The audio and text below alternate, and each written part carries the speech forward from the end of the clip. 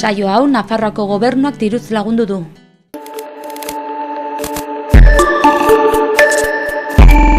Kaixo ikusentzule eta ongi etorri gaurko programara. Gaurko hontan artearen ibilbideak erratzura ekarri gaitu. Izan ere bertan marrazkilari ezagun bat daukagu aspaldi. Jose Maria Pezetxe hain zuzen ere. Eta ezin genuen aurtengoan ere bere erakusketa galdu. Beraz, hona da hurbildu gara zuek ere bertaz gozatzeko.